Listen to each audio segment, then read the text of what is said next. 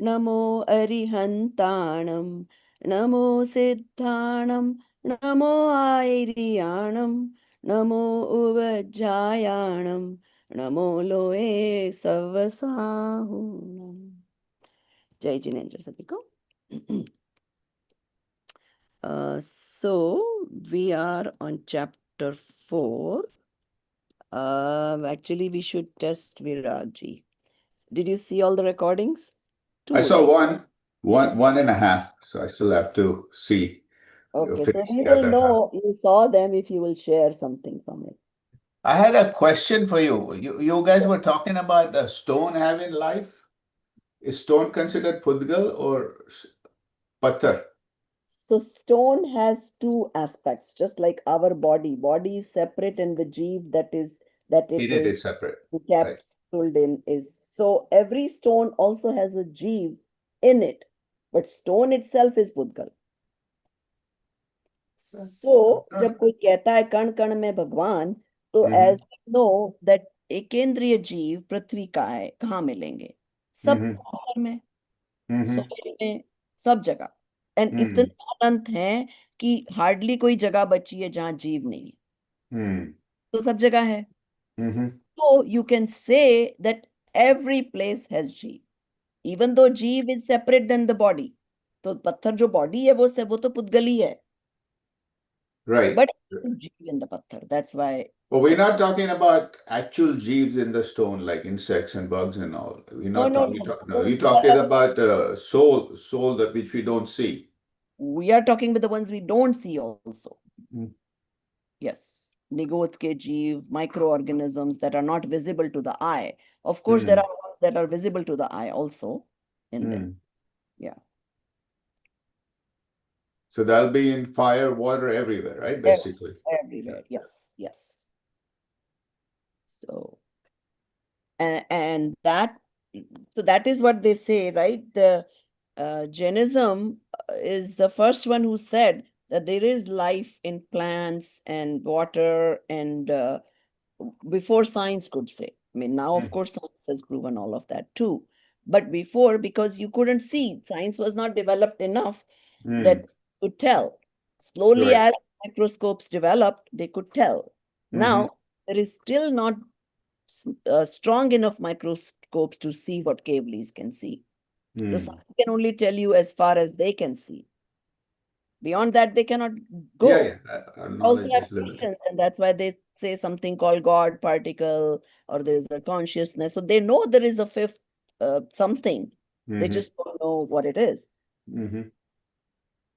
So, yes, science is trying. And how do you think science got the hypotheses? Mm-hmm. Because somebody read the Shastras. कि Mm. कुछ चीजें हो सकती है, and then you go and start to prove those. So, and that is why once you see Dravyanu Yoga mein is easier to experiment on yourself and prove it to yourself. Mm-hmm. Karna Yoga, you will only be able to experiment or prove whatever somebody else has done it in this world. Return, yeah, right. Mm-hmm. And you cannot go around figuring out everything that Karnanu Yoga will tell you. Mm-hmm. But there is a reason why you should believe in it. Number one, some of them have been proven by science. Mm-hmm. Number two, Kavali has no reason to give inaccurate information Mm-hmm. because there is no Moharag that is missing, which without that we have no reason to lie. Mm-hmm. And there is no Agyanta. Either we kind of misrepresent because our understanding is not correct. So Right. we either purposely lie or because we don't know enough, we misrepresent. So both those reasons are absent in the case of Kavali. Mm-hmm. So that is the reason you believe what the Karananu Yoga Shastra says. Mm-hmm. Now, yes, you can still have a little grain of salt that, okay, what if in the lineage something got distorted? There's a certain percent chance that happened. Mm-hmm. But then that's why we are increasing our own understanding. Mm-hmm. We are able to logically decipher what is muddled and what is not. Mm-hmm. Right? there is still enough solid knowledge available which can still take you to moksha, which can Mhm. still, make your understanding enough that you don't need to worry about, even if some shastras, some things are mixed up. Mhm. And Dravyanu Yoga still has enough that you can prove it to yourself. Abhi jaise we did the uh, section on desire. Mm. Why? I mean, I don't know how closely, or maybe you haven't yet heard that part. We may have finished that last class. So that is desire was a very important page, the four types of desires, and how it makes you dukhi, right? And what are the reasons that moksha has no dukh? Mm. Logically explained. See, every Jain would say, "Yeah, I want to go to moksha," right? That's a Mm. given. But in detail, they don't know why. Mm. So this, when we read about the details, why moksha has enough sukha that there is no reason to come down. Mhm. Everything that can possibly produce dukh is not there in moksha. So why come down? So then your belief becomes stronger when you're proven that why that is the case. Mm. Until then, you're only saying here, say, okay, all the Jains say you should go to moksha and there is unconditional happiness and there is this and there is that. But now, as you logically understand better, your understanding gets better and naturally your faith increases. Mm. The Shraddha also comes naturally because you proved it to yourself. So you are not agreeing to it because somebody told you so. Mhm. You are agreeing or you are wanting because you proved it to yourself. Mhm. Correct. And they go through the desires, like that somebody who does not have the money and has desires is unhappy. Also, somebody who has the money can have more desires, he's still unhappy. Mhm. We always, I remember many, many years ago, it used to shock me when you would hear that, oh, this multimillionaire is bankrupt. I'm like, I mean, back then I couldn't even imagine what $1 million was. And I'm like, how can somebody be bankrupt? Mhm. And then you realize that, yeah, you can have enough desires. Million hai to kya hua? Kharach diya, bankrupt ho gaye, Mhm. right? So, you know, or you could just be dukhi because you have so much money. Oh, now you cannot afford that private jet that Trump has, which has gold faucets and gold handles and gold whatever, whatever. So you could be dukhi, even if you had multi-millions. So desire does play a big role, and desire arises from what? More, Passions. right? Basically. Definitely, yes. What Right? else? Three things that the book talked about.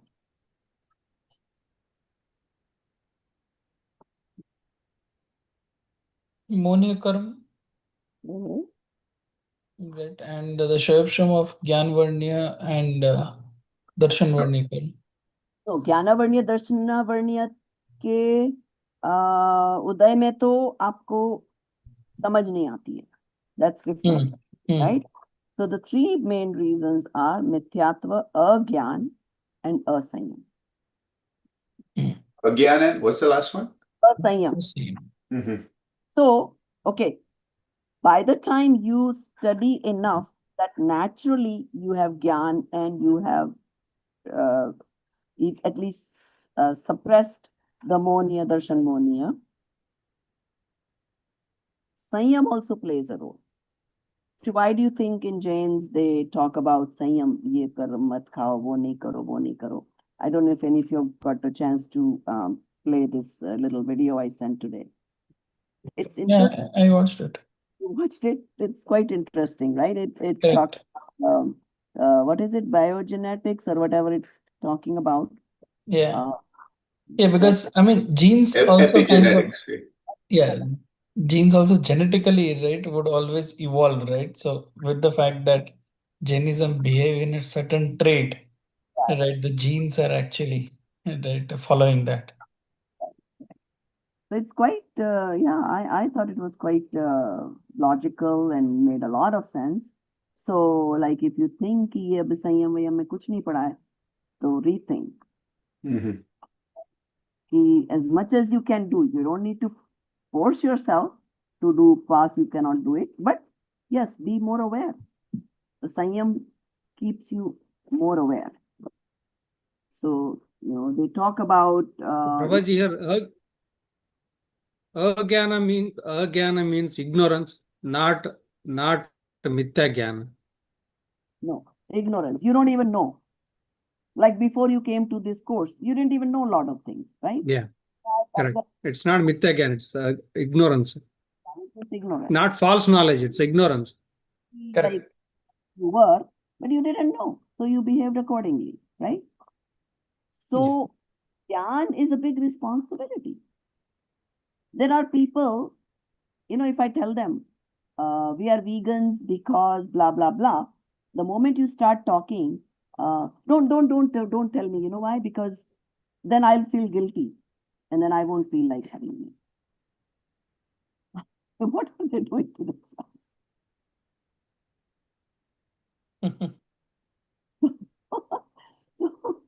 so, and there are karmas. Agyan is also karma. अज्ञान का दोष लगता है if you don't make that effort to know the वस्तु स्वरूप. तो लोग बोलते हैं ना कि हमको तो पता ही नहीं था कि ये करने से ये हो जाएगा, ये करने से ये पाप हो जाएगा. So since I didn't know, I'm innocent. I didn't get the पाप. And this is in Lokik also. You break a rule on the street. What will the police say?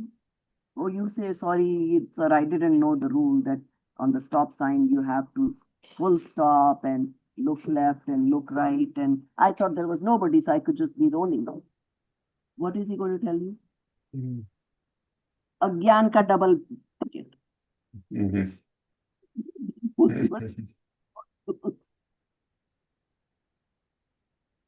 Right? Why did you not know that you're supposed to make a full stop on the stop sign? So same thing here. So you are not excused just because you didn't know. तो उसमें double पाप लगता है. पहले तो जो गलती हुई, हिंसा हुई, उसका पाप प्लस अज्ञान का पाप.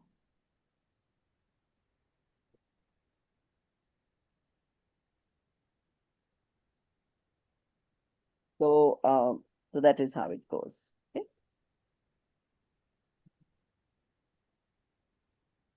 Okay. So that was a very important. Oh, 102 you said? No, 109.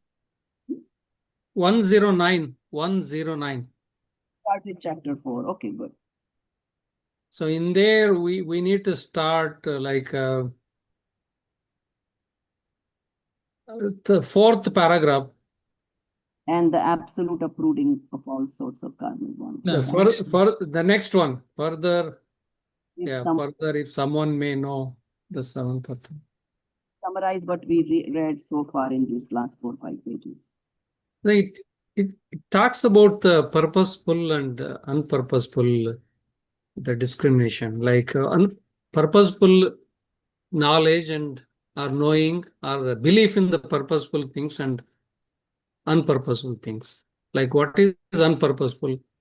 It's like, for example, if you know whether the rope is or a snake or a rope, if you believe in either way, it does not matter.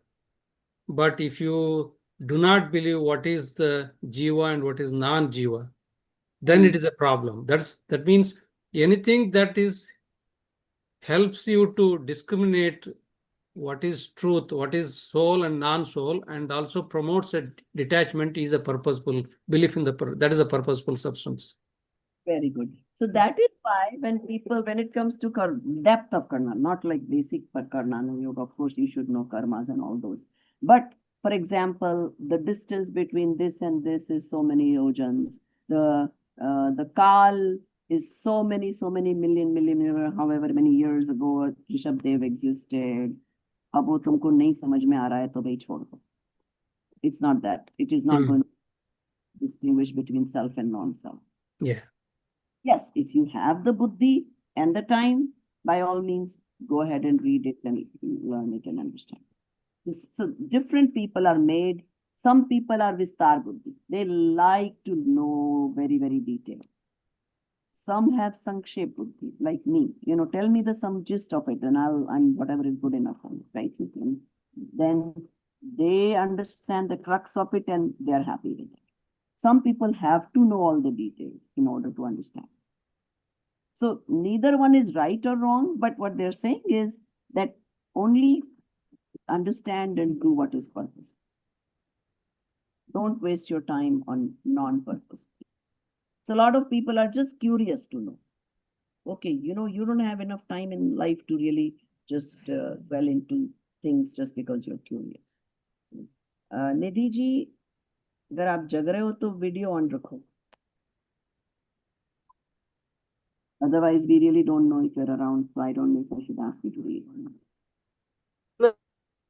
Ma'am, just give me 2 minutes. I'm going to on my video. Okay. तो ठीक है. तो like जो तत्व है, why is it purposeful? Versus कौन से राजा की कितनी रानियां थी, क्या उनके झगड़े हुए. ठीक है, और कुछ काम नहीं समझ में आ रहा है तो चलो कहानियां पढ़ लो.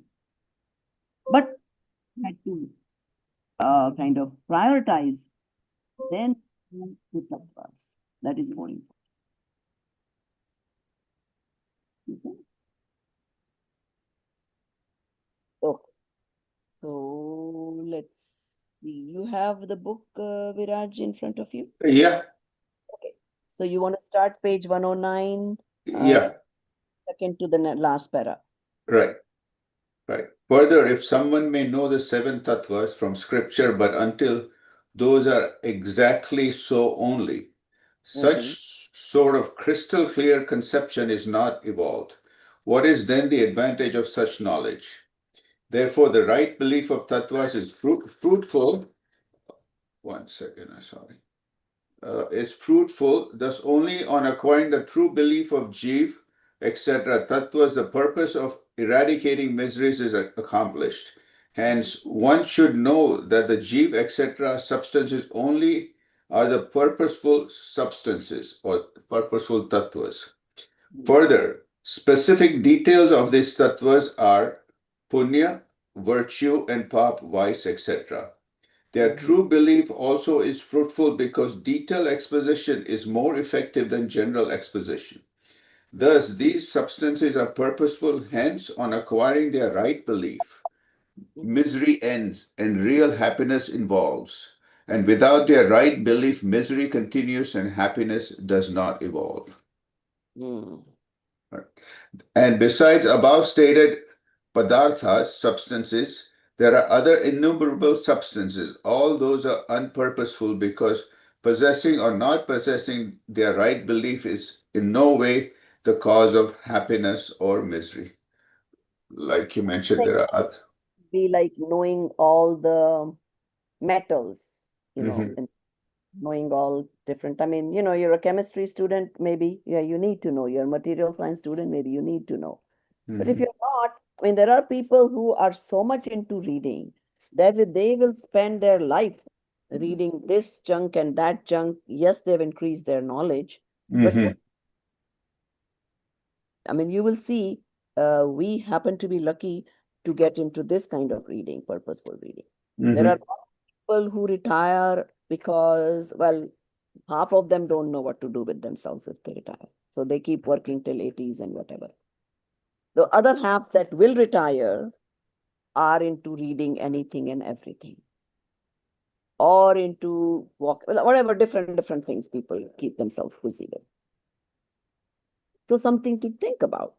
So let's say you picked up a fiction novel. Okay, yeah, you did increase your knowledge about something, but is it purposeful? Mhm. Something to think about. Uh, I used to, there was a time when I used to love to read novels, you know. Suddenly, this is like a natural, of course, side effect of this, that I've lost that interest. I don't care Mhm. about spending my time in reading those. And same, Basic, yeah, uh, sorry.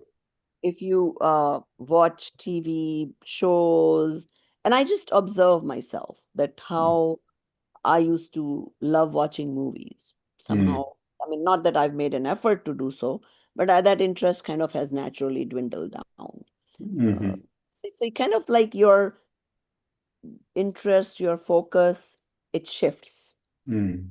towards more purposeful things than non-purposeful.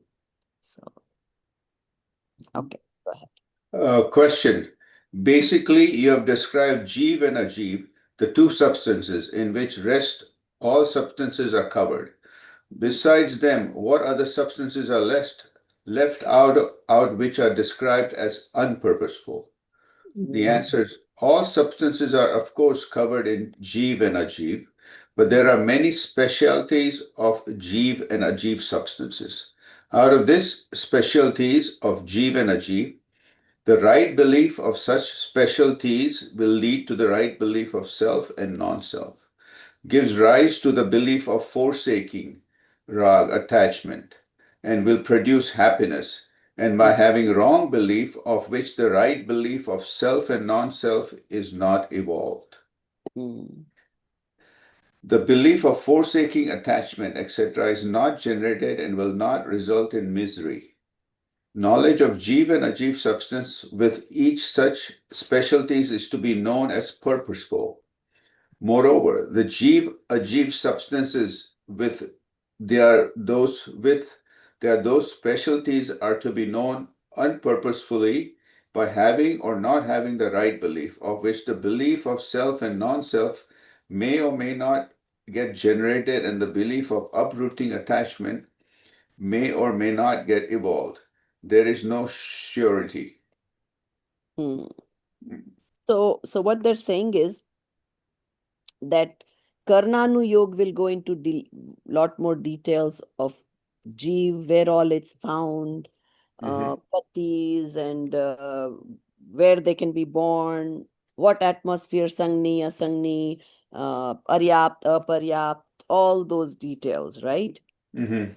But all that knowledge, if it helps you separate yourself from the Pudgal, from the body, Mhm. then yes, you should dwell into it. If it doesn't, then don't. And same thing about Ajeev, Mhm. right? We know there can be souls found in, uh, you know, stones and dust and soil and plants and water and everything. But just because we know that, are we going to worry about now? Let me find out all different types of stones.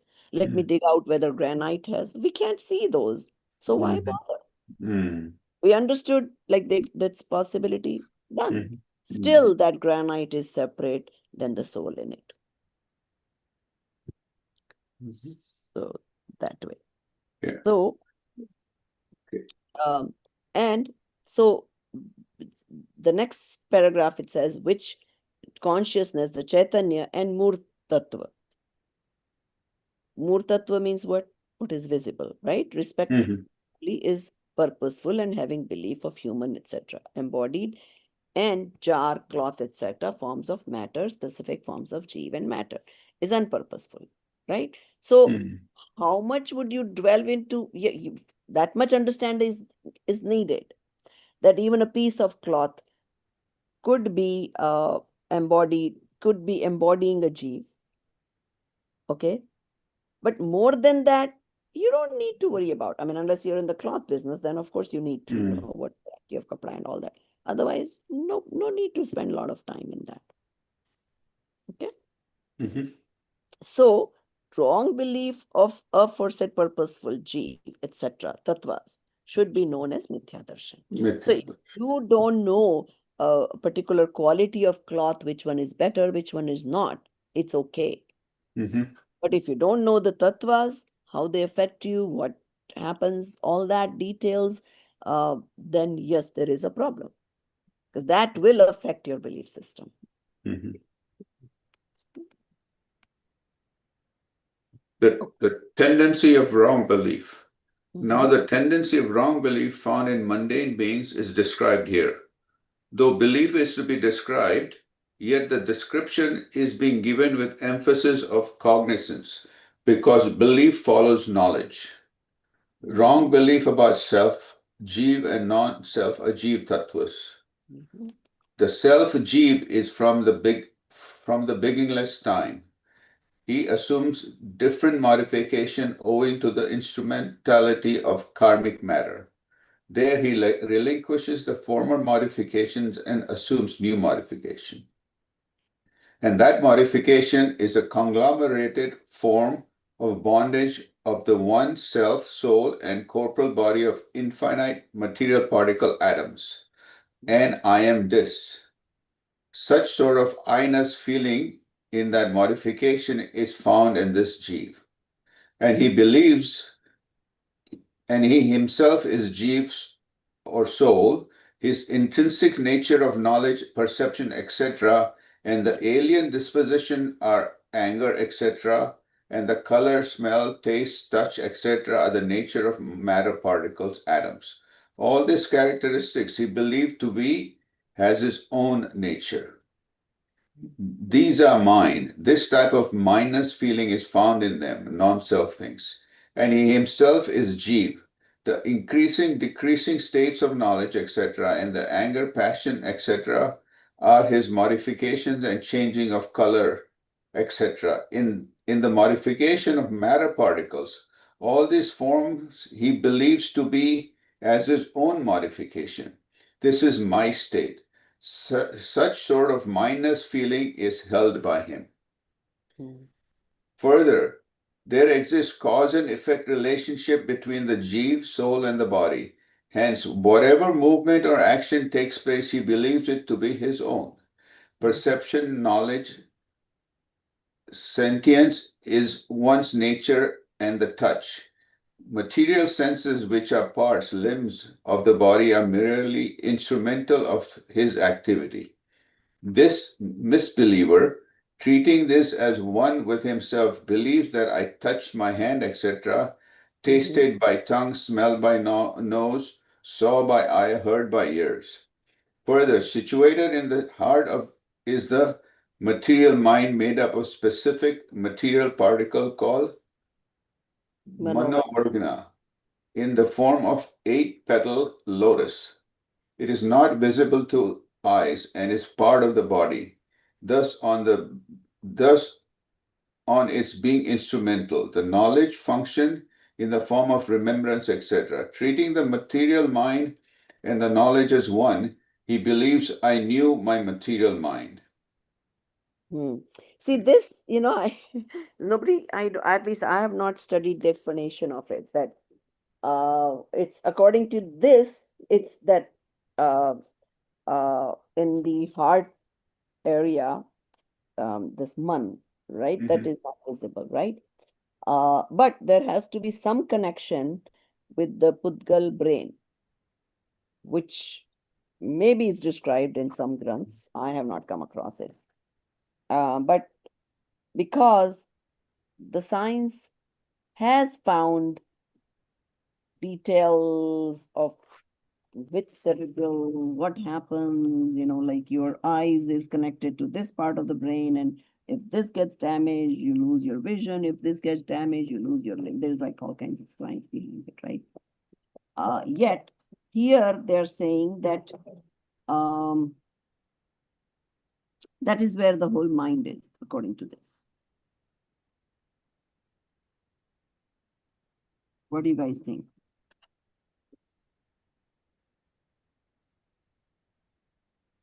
I'm still not clear how it is saying that it is at the heart, right? It should be at the brain, correct? That's what science tells us. Okay. So whenever something comes like this, which kind of logically doesn't make sense to us, but based on whatever little we know about science, um, to me, instead of saying that this is not making sense, I say to myself that maybe I have not studied enough.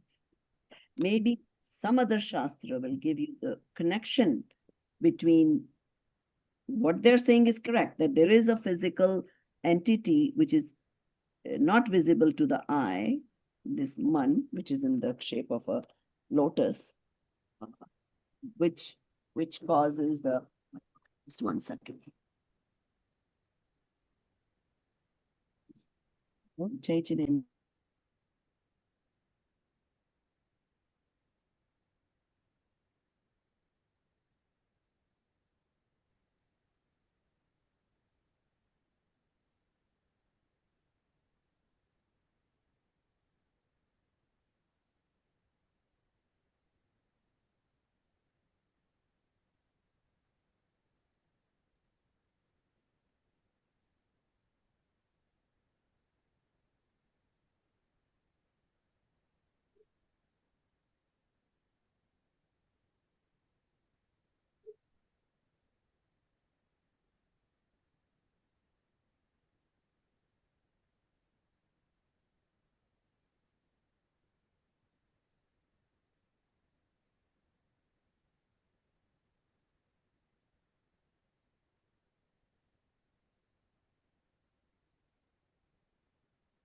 Sorry about that. So yeah, that was Jaina, somebody education guy. I'd already told him I have class from 8 to 10. But... So yeah, so they're saying that the mind, the material mind itself is situated in that position, right? Oh, somebody is saying what ChatGPT says. Okay, what is it? You can just talk about it, Bahubali-ji, if you want. Yeah, so I I was typing and then see like what is the link between the material mind made up of mano-organa and the brain. So it says so many things, and then it gave the analogy like soul is the user, bhavamana is the it's a mental state of the bhavamana is mental state, the soul, correct? It's literally the paryaya of the soul. Yes. Okay. And dravyamana is it's like a soul is the user, bhavamana is the intention of the user. Okay. And the dravyamana is the operating system, okay, that interface, that translate intention into commands. Okay. And brain is the hardware processor. Okay. And the body is the peripherals, keyboard, screen, motors, etc. I don't know where they got it though. I wish they would give some Shastra reference. How, what all. Yeah, but it's like, again, it's go from, it's, and also there is another flow is like from the soul, bhavamana, and then dravyamana, and the brain, and nervous system, and body. So, I mean, luckily we now have advanced enough to go to ChatGPT, which will tell you correctly. You can't yet completely trust it. But still, because see, ChatGPT will only tell you what has been fed into it. Yeah. It can be wrong, so don't always trust it. Yeah, but it relatively, you can say like, okay, it going from in to out and all. That's a naimithic relationship is there. But right, so that's what I mean. So when you read something which kind of does not make logical sense to you, right? Yeah. Always, take the attitude that, okay, maybe there is more to it that I don't know. Yeah. Not read yet. And then go look for the answer, then rather than say, no, it's said wrongly here. That's what I mean. Okay. So, okay, good. All right. So wrong belief about the self and non-self. Where are we? Can you? Yeah, we were here. We were at Mano-Vargna in the form of 8-petal lotus. It is not visible to eye and is part of the body. Thus, on its being instrumental, the knowledge functions in the form of remembrance, etc. Treating the material mind and knowledge as one, he believes, I knew my material mind. Yeah, Further, topic, then maybe we can read the next topic. Okay. So Yeah, further further. trials of speaking. Yeah, it goes on for a while. Hmm. Yeah. Or do you want to read now, Nidhi? You read because this is a longer topic. So go ahead. Okay. Further, when the desire of speaking arises, then he vibrates his pradeshas, spatial units, in a way that speaking materializes. Thereby, owing to the instrumentality of common space occupancy relationship, Hmm. the organs of the body also vibrate. So you see, what is it Owing saying? to What their vibrates first? instrumentality, The soul first vibrates, and then uska nimitta paake organs also vibrate. Right, initiated from the soul, right? Right. When the desire of speaking arises, he vibrates his pradeshas. In fact, when you do these vipassana or some of these meditation techniques, they tell you that after those 10 days of being in meditation, your body gets so used to being so aware that, and I have experienced that when you come back home after being so much aware for those 10 days, they say you will realize that, like, before you're able want to say something or before your anger acts, you can experience the soul vibrations that it's about to come, which normally people won't have, right? The reaction just comes. So, okay, go ahead. owing to their instrumentality, the bhasha vargana kind of pudgals, matter particles, turn into the vocal words form. Treating all these as one, he believes, I speak. So you see Further, how you understand the process, and it takes you to the understanding that you really don't speak.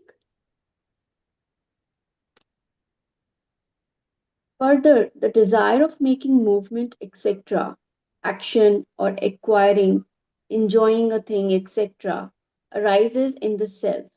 Then he vibrates his pradeshas in a way that the desired action takes place. There, owing to the common space occupancy relationship, the organs of the body vibrate. Then that action takes place. Or without one's desire, the body vibrates. Then one's, that is soul's pradeshas also vibrate. Treating all these as one, he believes I make movement, etc. I acquire or enjoy the objects, or I have acquired or enjoyed it, etc. Thus, he believes in several ways. Mm-hmm. Further, when the passional dispositions arise in this jeev, then the bodily movements also become according to those passions. For example, eyes become red on the rise of anger, passion, etc. The face becomes cheerful on the rise of laughter, passion. The penis becomes stiff or erect on the rise of male sex, passion. This misbeliever, treating all these as one, believes I do all these acts. And the states of cold, warm, hunger, thirst, disease, etc., are generated in the body through their instrumentality, being overpowered by delusion. He himself believes happiness and sorrow. Knowing all these as one, he believes the cold, etc., the states of the body, and happiness, sorrow, as if all this has happened in him. Hmm. So they're saying so what is the root cause of all of this then? The vibration in the Wrong knowledge. pradeshas happening. Wrong. No, the main root cause is rag, which arises from mithyatva. So the passions, राग से फिर anger, जो भी passions create होंगे, that passions will give you the vibration, which in turn will make the body react accordingly.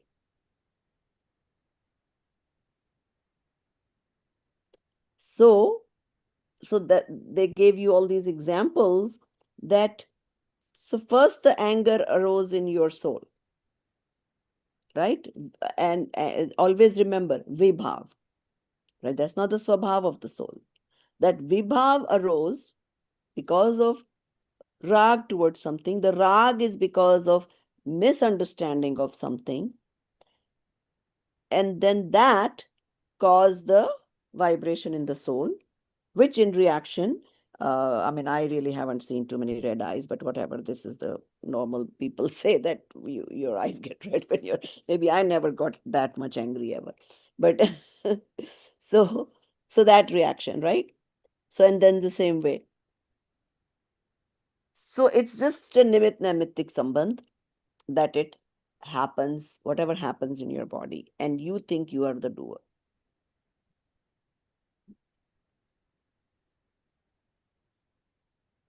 So, Further, because uh-huh, union and disunion. Go ahead.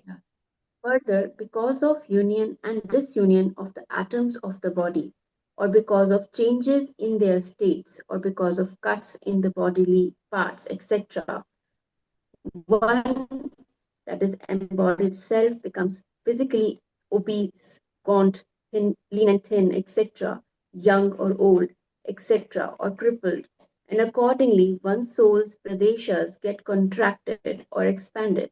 This misbeliever, treating all these as one, believes I am obese, I am lean and thin, gaunt, I am child, I am old, my these limbs have been cut, believes in such many ways. Mm-hmm. Further, the gati, the state of existence, kul, race, etc., are found from the viewpoints of the body, treating them as one's own. He believes I am human, I am animal or plant, Triyanch, I am Kshatriya. Kshatriya, warrior, I am Vaishya, trader, etc. And from the union and disunion of the body point of view, birth and death takes place, Mm-hmm. treating it as his own birth or death. He believes I took birth, I will die. Mm-hmm. Due to the relationship with the body only, he believes having kinship with others, other things. He treats them to be his parents who have been instrumental in giving birth to his body. To her, or who dallies his body amorously, accepts as his wife. To him who got birth by his body, accepts as his son. To him who is dependent or helpful to his body, accepts as his friend. To him who harms his body, accepts as his foe. And sorts of belief are found in him. Such sorts of belief are found in him. Mm-hmm. What more to say? He believes himself and the body as one in all respects. Here the names of the senses, etc., have been described, but he is totally unaware of all this. Mm-hmm. Senselessly, he holds I-ness feeling in the embodied form, paryai. What is its reason? The same is being explained now. This jeev is having sensory knowledge from the beginningless time due to that reason. The self who is of non corporeal or immaterial form, this is not cognized by him, but the body, which is of material form, that only is cognized by him. And it is the nature of the self to definitely possess I-ness feeling by knowing something as to be the self. Hence, so long as the self or soul is not cognized as to be a separate entity, till then he possesses I-ness feeling in their combined form of modification, embodied form only. So not only There for is ourselves, see, we associate ourselves with that मिली जुली सरकार जिसको बोलते हैं ना कि your soul and body is from birth we have been taught to look at it as one entity, right? So we, from the beginning, our parents said that you're looking at your body, this is your name, this is mummy, this is papa, whatever, right? So so to get rid of that and be able to separate that I is a soul and my body is not me, not soul. And getting that knowledge imbibed into us. Of course, on the book level, we have all understood by now, reading this over and over again, that me and mine is separate.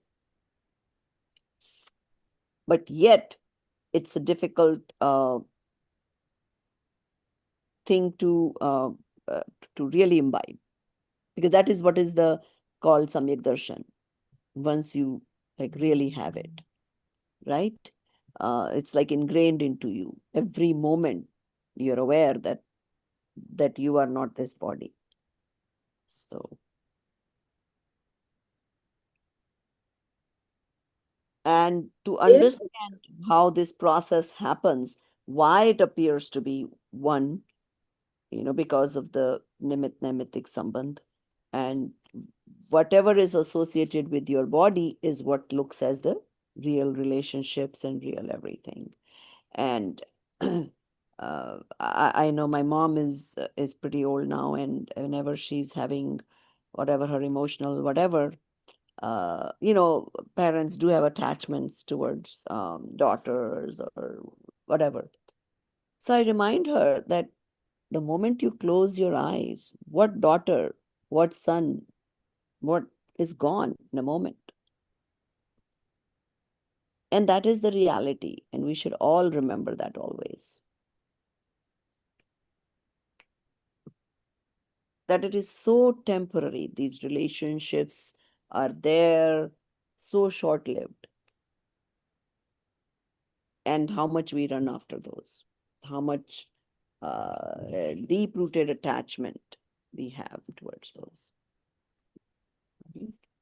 So, okay, continue on. There exists. there exists an uttermost cause and effect relationship between the self, soul, and the body. That is why the separatedness, discrimination is not cognized, and the thought by which the separatedness is cognized cannot evolve owing to intense influence of wrong belief. Therefore, I-ness feeling is found in the embodied form of pariyai only. Further, sometimes on association of external things like wealth, etc., this jeev treats all these things as his own due to wrong belief. Although son, wife, wealth, grain, elephant, horse, house, servant, etc., appear to be to the self as distinctly different from the self and always not dependent on the self, even then this misbeliever feels mindness in them. Sometimes such Talking sort of about the things hallucination. that are not even your body. You can clearly see that it is separate from you. Still, Mithyatva and Moha is so strong that it makes you believe it is you or yours. So, Sometimes such sort of hallucination about the sun, etc., arises that their existence is my existence. And due to the wrong belief, the characteristics of the body, etc., are perceived only contrary to the nature, to their nature. He believes, sorry, it's transitive he permanent. believes transitory as permanent, separate as inseparate, cause of sorrow as cause of happiness, sorrow as happiness, such contrary feelings generates. Thus, owing to wrong knowledge of Jeev Ajeev Tattvas, wrong belief persists. Mm. Mm. So, all these things, we already have these wrong beliefs, right? We are studying to make that belief correct in our own souls, and understand that where our sorrows are arising from, or how we misunderstand our happiness, where it's not, right? So why those are the tattvas, or what are the main things that are worth understanding and others that are not worth understanding? Now, the next section is again something we have studied over and over again. What is that? Asrav Tattva, Bandha Tattva, Samvar We've Tattva. already studied this in Balbodh, then we studied in Vitrag Vigyan, then we studied it. The same topics keeps coming. Why? Because it's so important. And the more you study, hopefully the more it sits with you. Right? Okay. You want to read Bahubali ji next? Yes. Okay, wrong belief about Ashrava Tattva. Further, owing to the rise of Mohaniya karma, deluding karma, Mithyatva, wrong belief, and Kashayas, attachment and aversion, passions, etc., dispositions are caused in this jiva. He, the misbeliever, believes them to be as his nature, does not know them as caused by the rise of karmas. He believes perception and knowledge, upayoga, and these influx dispositions, asrava bhavas, to be as one thing, because their substratum is the same one soul, and the change of their modification happens on the same moment of time. Therefore, the distinct nature of these is not comprehended by him, and the thought, knowledge, which is the cause of realizing distinct nature, cannot evolve owing to the force, severity of wrong belief. These wrong belief and passions are found with restlessness, hence are distressing in the present and are the cause of karmic bondage, therefore will produce misery in future. He, the misbeliever, does not believe them, so and knowing advantages, indulges himself by engrossing in these dispositions. Further, he becomes miserable because of his own wrong belief and passions, and in vain considers others to be the cause of misery. For example, the jiva becomes miserable due to wrong belief, but considers that the substance irksome, which does not modify according to his belief. And one becomes sorrowful due to anger passion, but he considers that thing distressing with which he got angry. One becomes miserable due to greed passion, but he considers misery being caused by not getting the desired thing.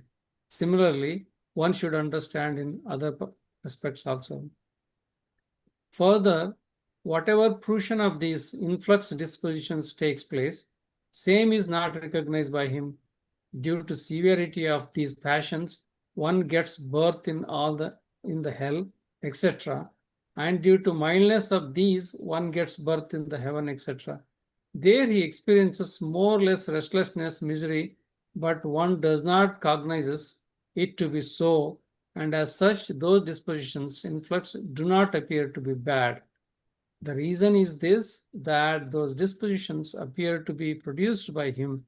Therefore, how to believe them to be bad? Thus, owing to wrong knowledge of Ashrava Tattva, wrong belief is caused. A wrong belief about Bandha Tattva, bondage. Further, karmic bondage of knowledge obscuring, etc. type of karmas is caused by the influx dispositions, Ashrava Bhavas. On rise of those karmas, decrease in knowledge and perception, evolution of perversive belief and passions, non-fulfillment of desired objects, meeting with causes of happiness and unhappiness, continued association with the body, getting birth with particular gati, state of existence, jati, class of jivas, body, etc., and obtaining of high-low status takes place. In the causation of these, the prime cause is the karmic matter, which he, the believer, misbeliever, does not identify because it is extremely subtle in form. It is not visible to him, and that karma does not appear to him to be doer, instrumental cause of these deeds. Therefore, in their occurrence, either he believes himself as the doer or someone else as the doer. And when he fails in determining the doer, creator to be either himself or someone else, then thoughtlessly believes destiny to be the creator. Thus, owing to wrong knowledge of Bandha Tattva, principle of bondage, wrong belief is caused. Wrong belief about Samvara Tattva.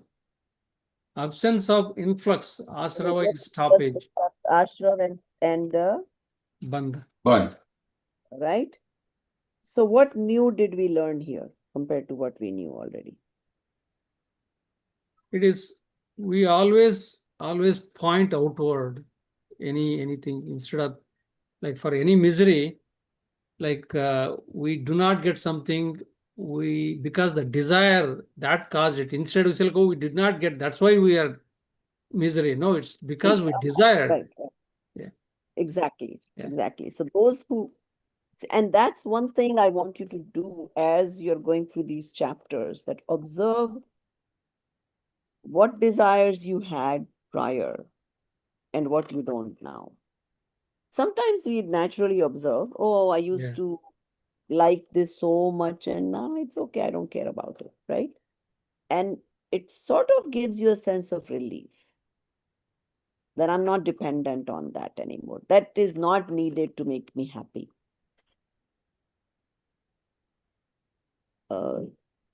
So now, then this ashra, right? Anything, your reaction is a cause of your ashra.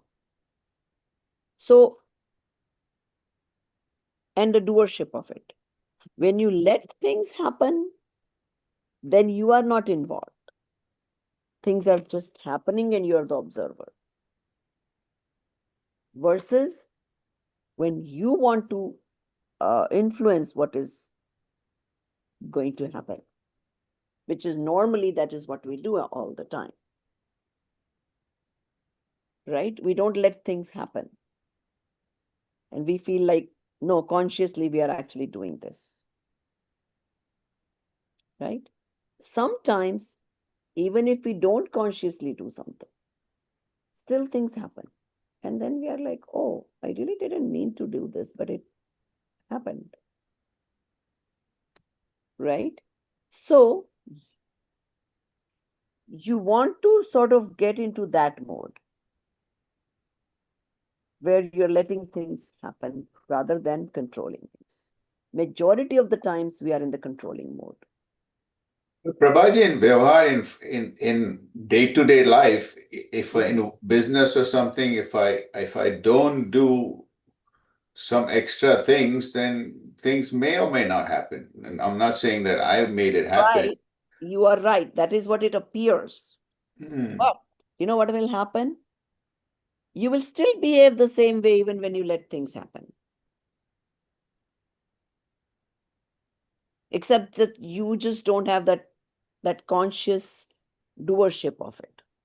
But you still do the things. Yeah, events won't change. Events will still happen. That your doership part will be removed. Then you're just the observer. And it's still happening. You'll still be making the same effort. You'll still be making the same phone calls. You'll still be trying to fix whatever you've learned from the past experience in the future. Things won't change. The doership aspect will. Mm-hmm. And The when you attachment to start it. looking at things with that non-doership attitude, then all of a sudden, even when things don't go your way, it doesn't bother you because you were the observer anyways. Mm-hmm. So if some nice outcome happened, you're the observer. If not so nice outcome happened, you're still the observer, which we know how to do very well. In the neighbor's yard, it's really bad, we are okay to observe it. Then some landscaper came and made it really beautiful, we're still okay to only observe it. But when it happens to our own yard, then what? I am the doer of that good landscape. So you see the difference?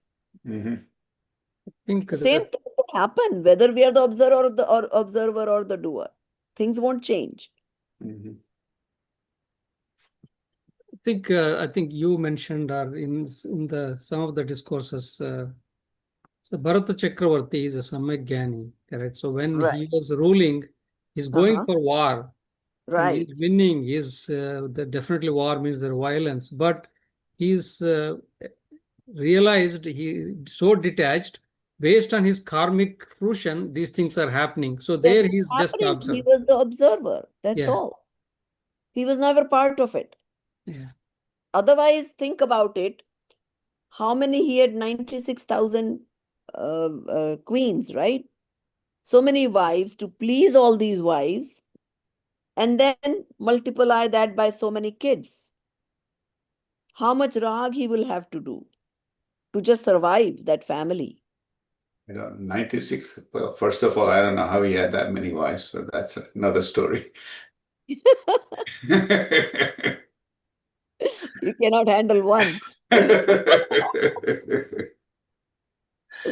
So, but so to to the outsider, it looked like, yeah, he's a nice husband to all of them. He's a good father to all the children.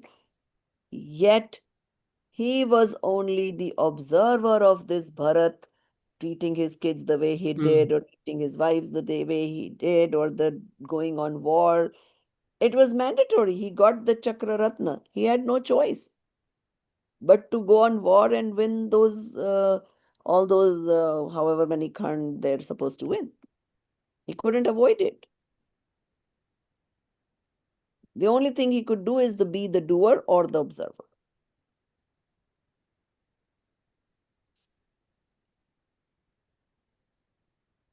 I think it's a good, very good. What Viraj asked is very good thing. We can pay attention while doing everyday our work. Like, okay, Yeah, and you will see the relief in it.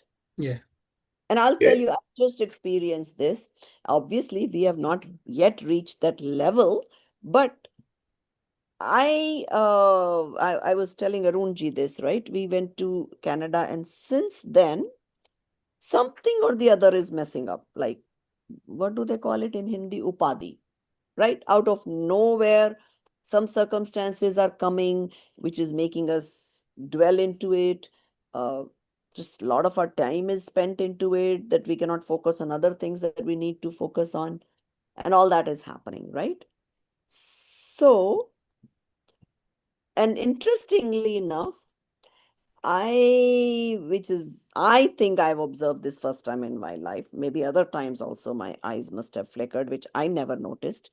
In this particular time, my eyes flickered and then something wrong would happen. Again, my eyes would flicker and something wrong would happen. So I'm like, my God, I'd heard this कि ये आँख फड़कना and something bad is gonna happen, and it was always the left eye. The funny thing is, if I Google it, it said left eye fadakna is a good thing. Something good will happen. for You should. ladies it is for Yeah. ladies. Is Yeah, it? for I ladies. I don't know if there's. I maybe not It's looked a at it so common. much detail, but anyway.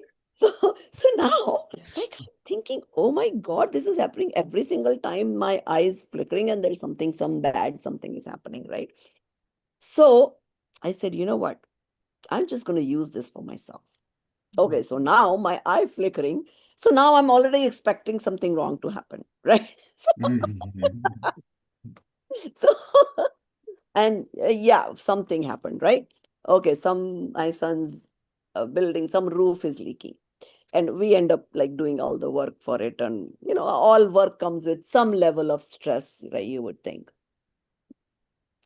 So I decided, okay, I'm just going to be the observer of this. I mean, not that anything changed. I mean, I still had to go through the process of, interviewing so many repair people and getting cheated by some and getting overestimated by some and whatever, right? Yet, so I could like be in it and yet observe. Okay. So I could be in it in the sense that I could feel that this is like overwhelming me. This is like taking up all my time. This is like whatever. Okay. Yet I'm being the observer. So it still affected me the same way as it would if I was not the observer and I was the doer, right? It took the same amount of time. It consumed me for those 2, 3 weeks till things were sorted and everything repaired or whatever happened, right? Yet there was this back of mind peace that whatever is going to happen is going to happen. I'm just going through this process. And even the process of thinking this guy cheated, this guy agreed to do the whole job and then he backed off, and now last minute I'm having to find somebody else, and it's like you're watching a movie of your own self things going through it. So try to experiment with it. I think it's good. I just feel like I'm going to be too lazy if I experiment with it. I'll just let things just happen. I won't do anything. And then Rupal will be on my head. She's right here.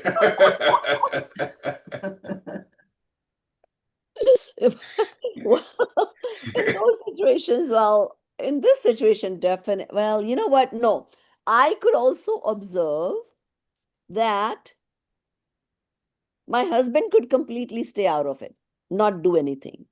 Hmm. Yet I couldn't help it but help my son. I had to Hmm. just do it for him. So I could Right. also observe that. Right. That Right. my husband is able to stay aloof, not be bothered with it. It's my Hmm. son's property. That's his problem. And I'm the one poor lady thinking, oh, poor guy is in London. How can he do this? And I need to help him and blah, blah, blah. Right. Right. Right. So not that anything changed. I Hmm. still did what my rag made me do. Hmm. And I could also observe that my husband is least bothered and I'm dragging him into this. That, hey, this is not my area. I don't understand this roof. I don't understand what this Hmm. roof is right or wrong. And so you need to, figure this out for me and whatever, whatever. And he did because, I insisted. But yet you could be the observer of all this beginning to end process. Hmm. No, I'm that's good. quite aware and also getting mad at my son. Hey, you're not doing your thing. So here it's all consuming my thing. And then, the kids will like tell you a thing or two, and then you're upset with them. I'm spending all my life, doing your things, and Hmm. now you're saying something to me. So, so you go through all that like a movie, right? And then I'm like telling him, okay, okay, fine, fine. All this, like, it's not worth it for me. It's taking so much of my time. And starting tomorrow, no, I'm not doing it for you. You can just take it over. And then again, I turn around and can't help it, Hmm. but to still help him. So, not that events will change because you're observing. Same things will happen.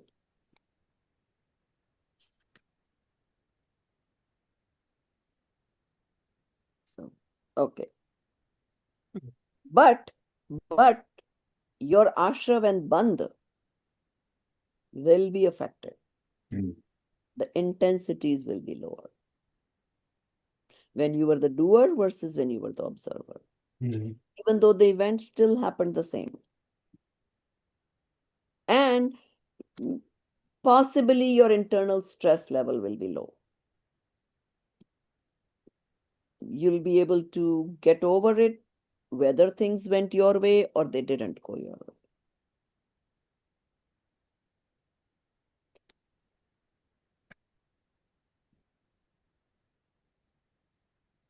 Okay. And you will be able to also observe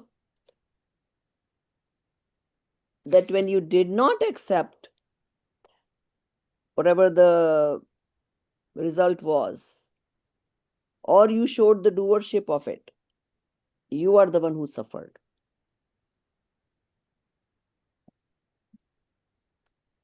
I think we need to, I mean, it's easy to say that the passions, I mean, if you start thinking about passions, all of them are active. One is dominant, maybe the others are subsided, but all of them are there. There is the anger is there, the ego is there, deceitful, want to get it done either way, or you want to prove that somebody is wrong. It's like they say, Right, correct?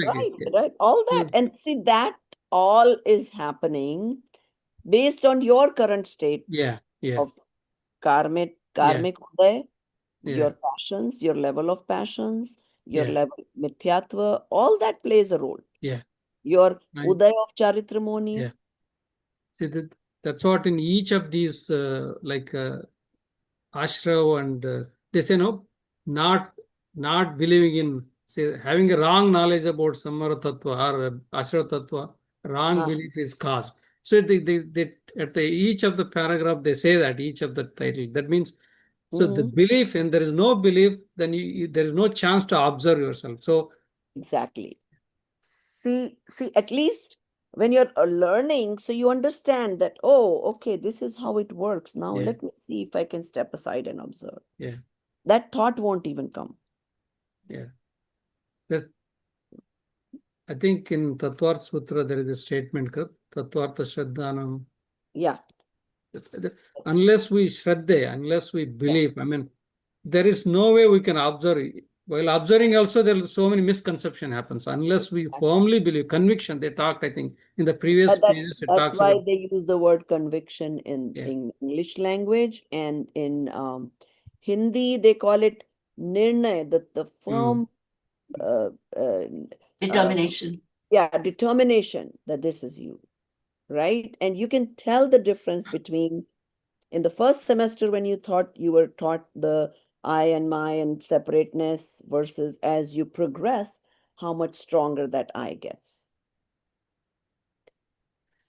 And So also, Prabhas, you mentioned that when it is happening in others, observing appears to be effortless because it's not really touching. When it happens to exactly. us, that's where the real beliefs is test of the belief Yeah, system. test comes. Exactly. Yep. That's Test where comes. the test comes. And it's okay. Yeah. Even if you're wrong, Yeah, you're yeah. observing that I'm wrong. And Yeah, but the my effort, rag is playing yeah, here. the Right? effort Just or like I told you, purushartha, yeah, I had to help my son yeah, because I have that rag. My husband didn't care. Like he's yeah. adult enough. He's in London, that's his problem. So, Mhm.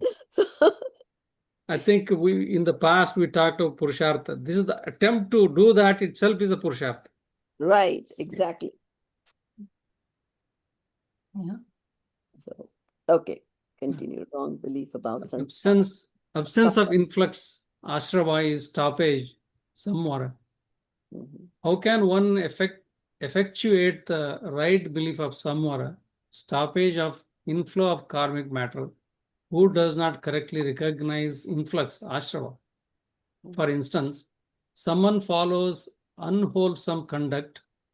If it does not appear unwholesome to him, how would then he believe its options to be wholesome? Similarly, jiva, mundane being, is engrossed in influx of ashrava. If it does not appear harmful to him, how then would he believe samvara to be beneficial, which evolves in the absence of influx ashrava? Since eternity, only ashrava bhavas are found evolving to this jiva.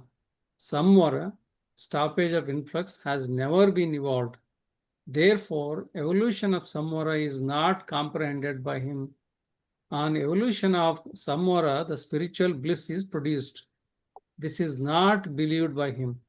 By samvara, there will be no sorrow in future, is not believed by him. Therefore, he makes no effort for stoppage of influx samvara of ashrava, and believing other objects to be distress causing, makes efforts for their dissociation, but those are not under his control. He unnecessarily feels melancholic. Thus, due to wrong knowledge of samvara tattva, wrong belief is caused. Mhm. So you don't even realize that there is a way to stop the influx, right? And okay, so the stoppage completely happens only when When you believe that that is what is incoming is wrong, the desires are wrong. So, till and the yeah, actual stoppage happens during the meditation, where yeah, when in the self, right? Yet the understanding of it and the observation of it will reduce.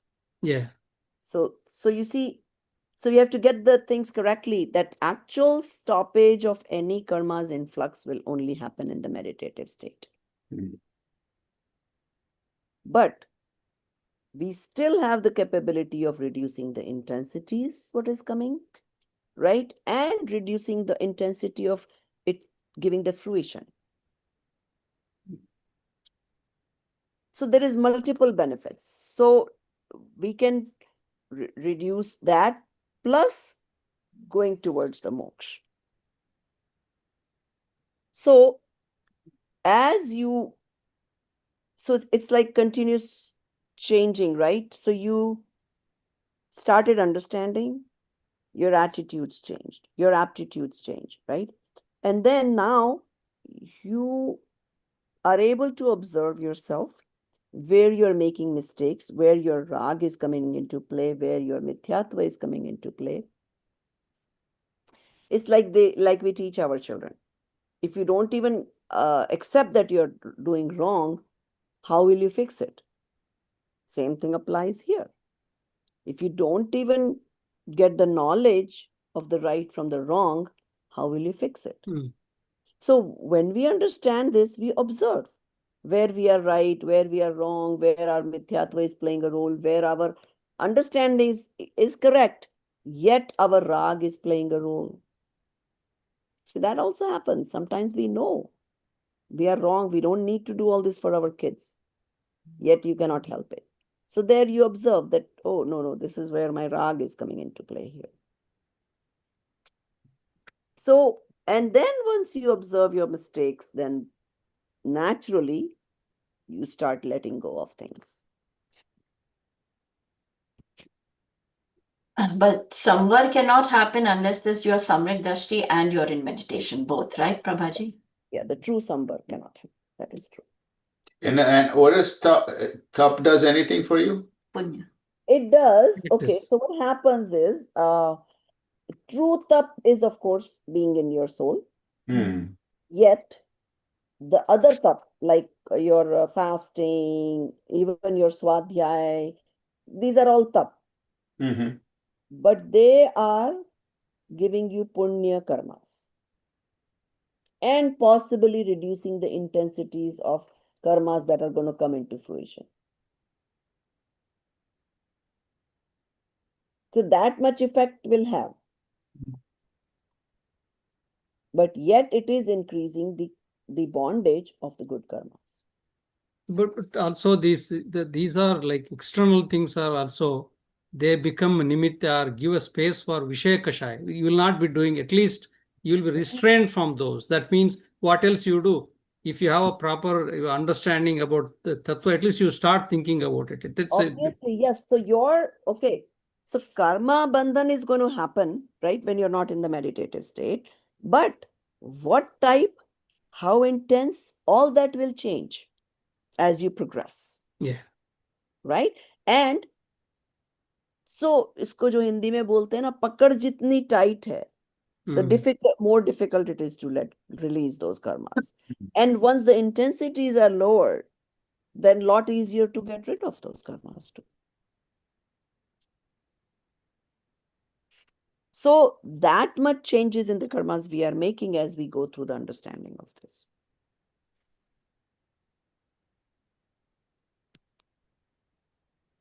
And then we already studied about the nirjara, right? Sakam nirjara, kam nirjara, right? Obviously, naturally, the karmas are coming into fruition and getting out of your soul. That is happening. But based on our intentions, based on our thought process, the other 10 things that we study, Udirna, what do you call it? So, Udirna, Sankramana. Changes, Sankraman is the most. Karshana, yeah, all that is getting affected. Positively or negatively, depending on what you're doing. Primarily on the thoughts. So because of that, being aware is very, very important. And I shared this video, those who have not seen it. I think it's important how they show, even though we don't say that you need to do a sayam and all that, normally you would want to understand and natural those things happens.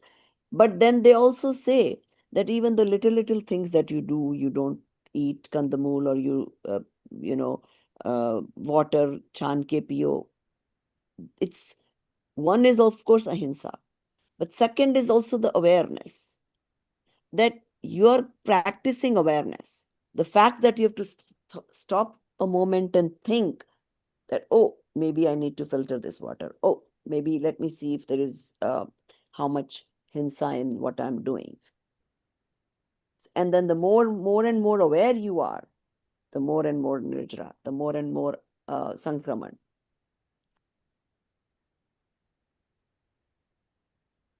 So all those things do matter. Okay. Dinesh Burarji, you want to read the next topic?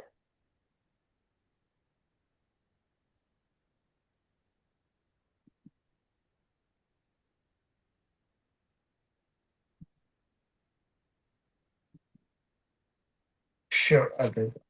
You have it open, right, on your computer? Wrong belief about Moksha Tattva Yes. Yeah.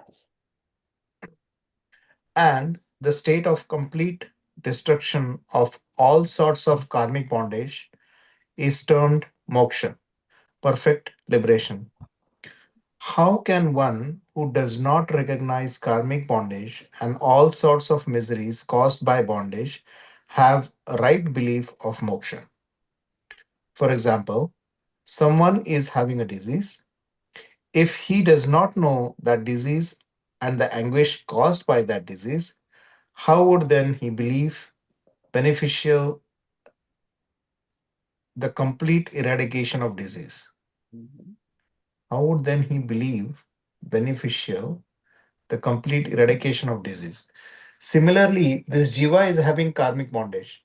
If he Mhm. does not know that bondage and the misery caused by that bondage, how would then he know beneficial the complete eradication of karmic bondage?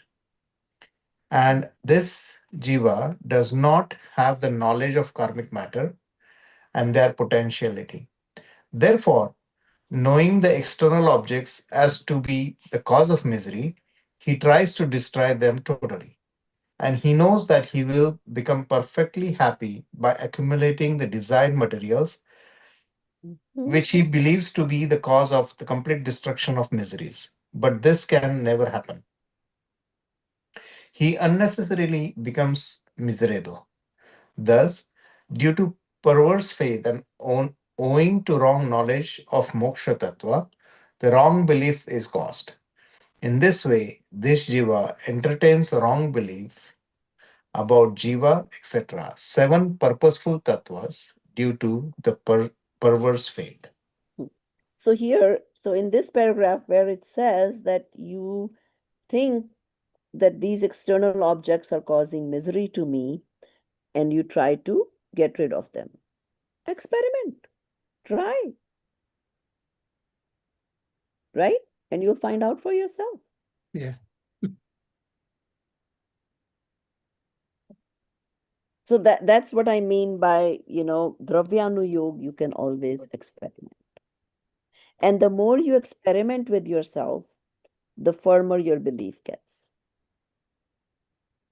Why do you think they make you do lab experiments in physics, chemistry, right? So you see what you believe, but you rather you believe what you see, whichever way it goes, right? So it's the same way here, time and again, there comes things that you can actually experiment with in your day-to-day life. And you say, okay, I experiment. I got rid of this thing that I really didn't like. Oh, sorry, I'm still miserable. Check that paragraph. Okay, what they're saying is correct.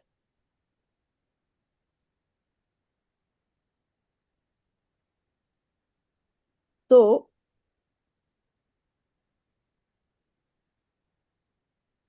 and in the same, remember, third chapter, they went through and explained to you how each karma uday causes miseries. So, first, they proved it to you that having karmas is not a good thing, right? Whenever it's coming to fruition, it's going to give you this misery, and Darshana Varni is going to give this misery, and Jnana Varni is going to give this misery. So, first, they proved it to you that why these karmic matters are not good to have, their cause of misery. Then they proved it to you why moksha is the ultimate happy state. Okay, you don't have this karma, you don't have darshnavarniya, you don't have jnanavarniya, so you know everything that you ever desired, everything at the same time. You had to know one by one. Now you can see everything. So there is no misery related to that karma. And same way they prove with each karmas, that in the absence of those karmas, that because you don't have fruition of those karmas, how you are not unhappy. And then ultimately they proved why the state of moksha, right? Moksha is only a state of your soul. The state of your soul without that karmic bondage, why it would be happy and why it can remain like that forever.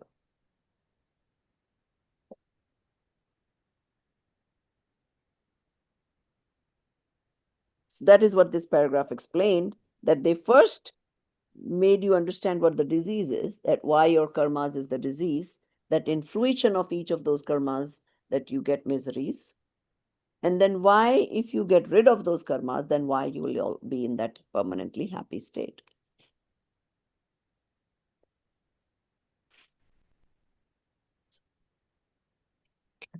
And the root cause obviously is the wrong faith.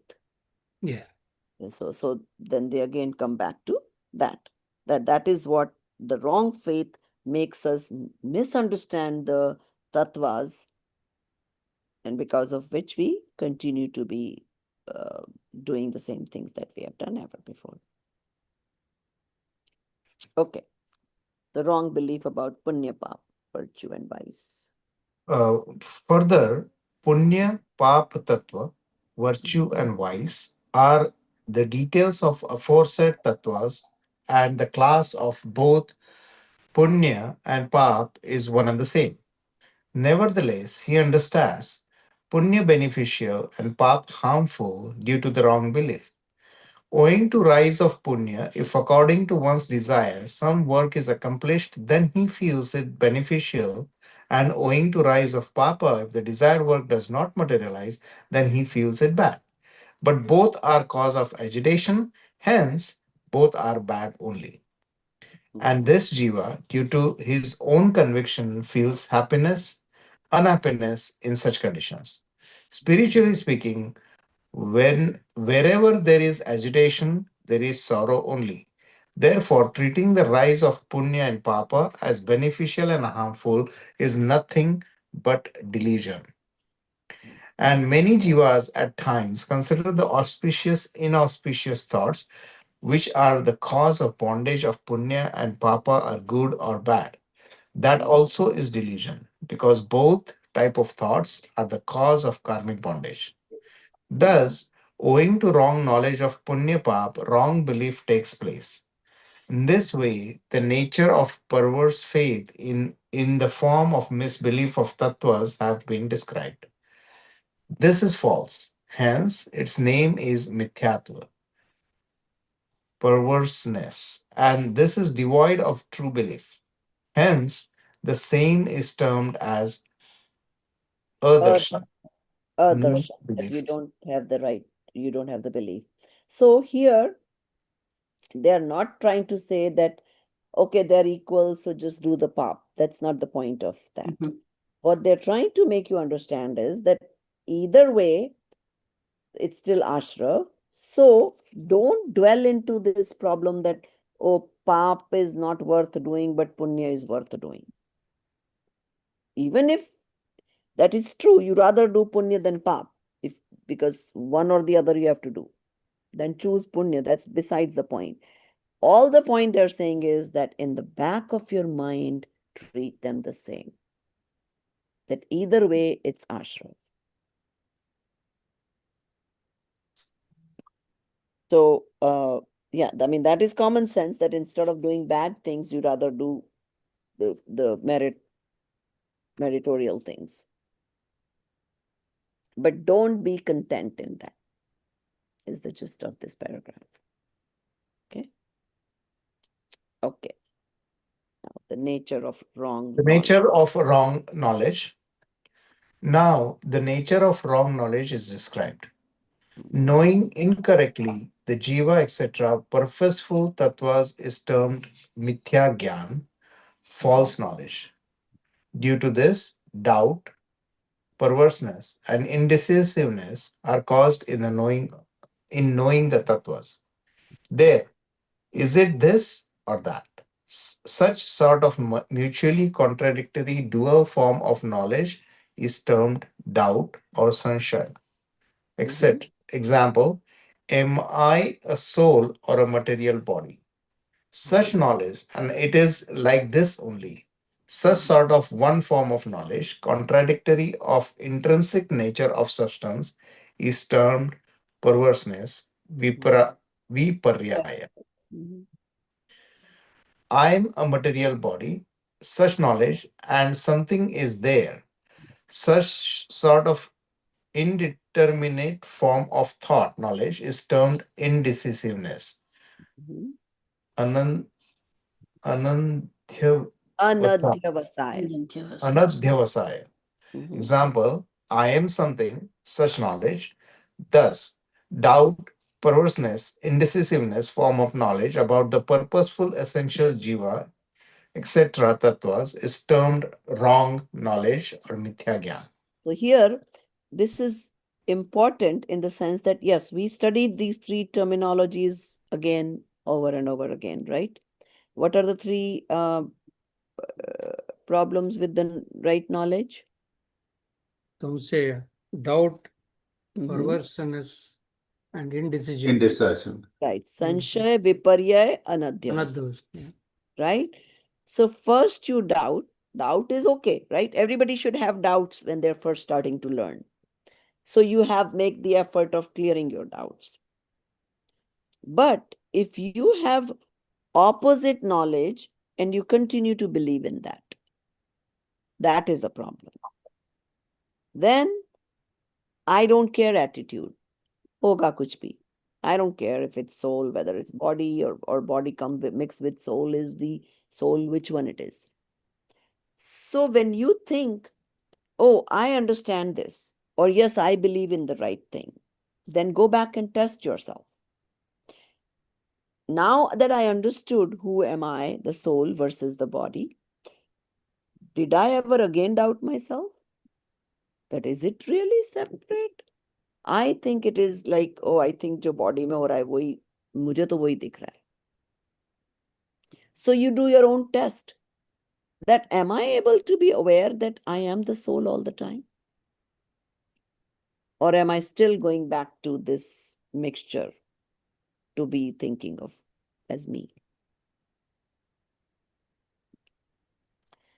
So studying, understanding is one, then imbibing is another. And then anadhyavasaya, right? So when you're into the things, then, oh yeah, I know I'm the soul, but abito, right? That happens. I mean, yeah, I know all this from the book, but these are the circumstances right now, right? So we let ourselves get loose. No, there is no abito. This like is constantly supposed to be with you,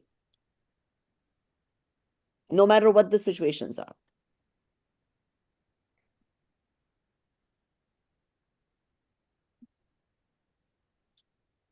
Okay, continue. Further, the name of false knowledge. Further, the name of false knowledge or right knowledge is not attributed from the viewpoint of knowing correctly or incorrectly the purposeless Less. substances that was. For instance, if I if a misbeliever knows a rope as a rope, it is not termed as right knowledge. And if a true believer knows a rope as a snake, it is not termed as false knowledge. Question: why should not one call right knowledge or right wrong knowledge to clearly perceptible right wrong knowledge? Hmm. So what Answer: they're saying is that if you misunderstood, right, which happens, you get delusions, you're not able to see clearly in dark.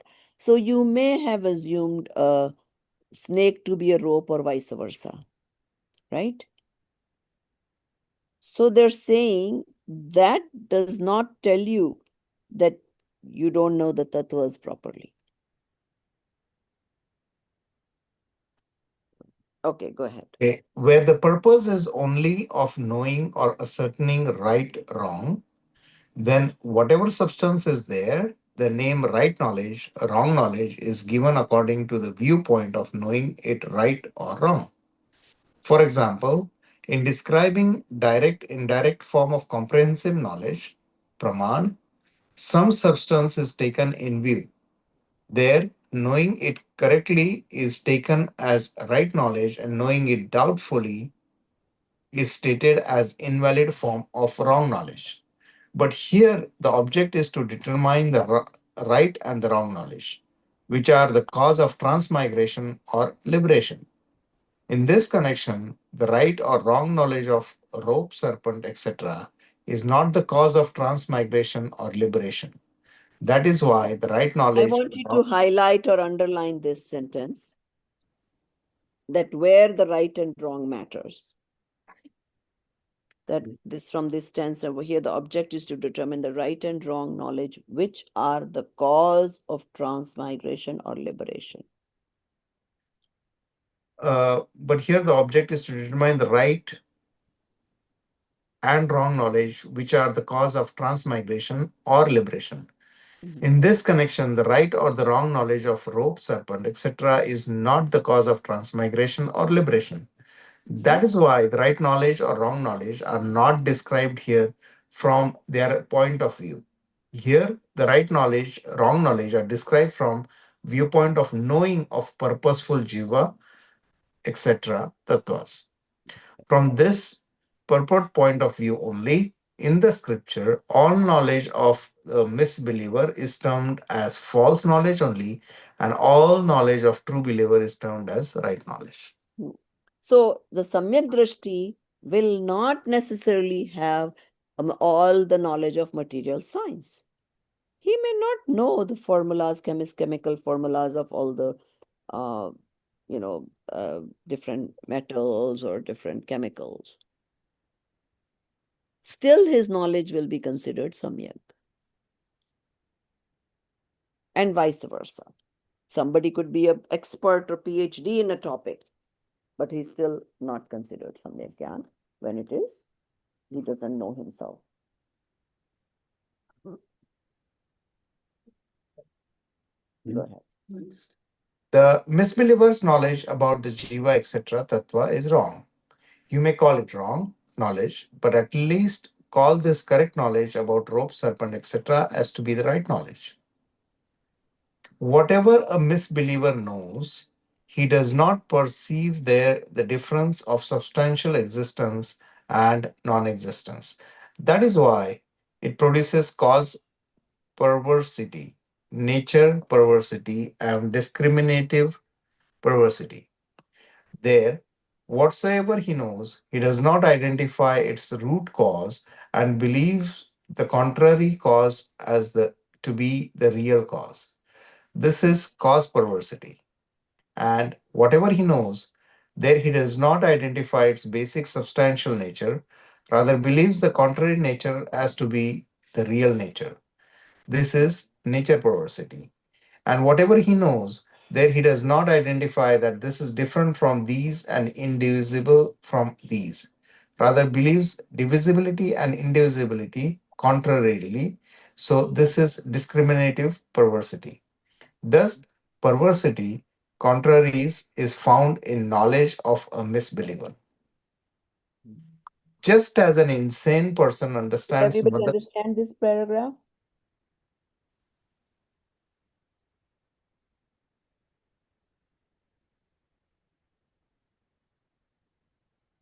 So what they're saying is that even though in that rope or whatever example, he may know it correctly or not is not of relevance here. They're saying that his false belief of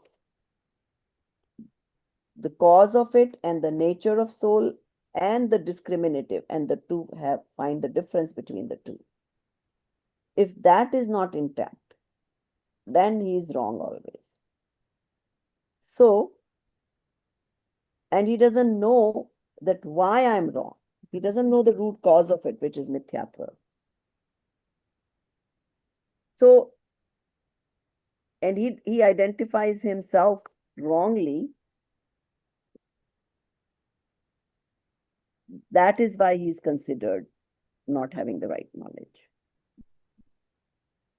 No, but Prabhaji, you just said that if knowing if the rope is not a rope is not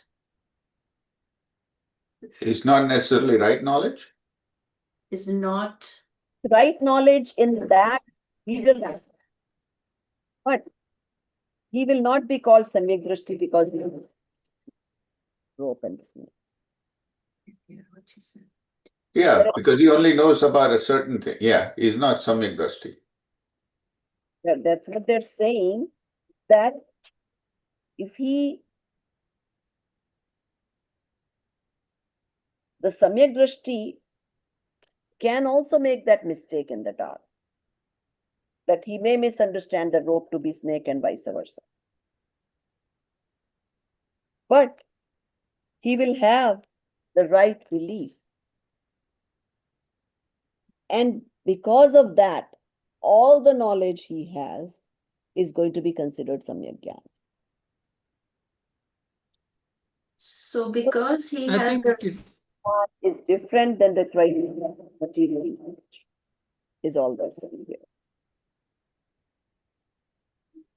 I think in the previous previous paragraph or question, it says like anything that you believe that stops the transmigration and causes the liberation is the right knowledge. So knowing the rope as a rope, or rope as snake as a rope, or rope as a snake, so how does it help us stop the transmigration, or how does it help us liberation? That's not what it is saying. No, it's not saying here, but I'm saying like right knowledge, not right. So what you're saying is, it proves that how does that knowledge help you in transmigration or understand? That's what you're saying. Is that the point you're making, Bahubaliji? Yes, yeah. Okay, got it. Okay.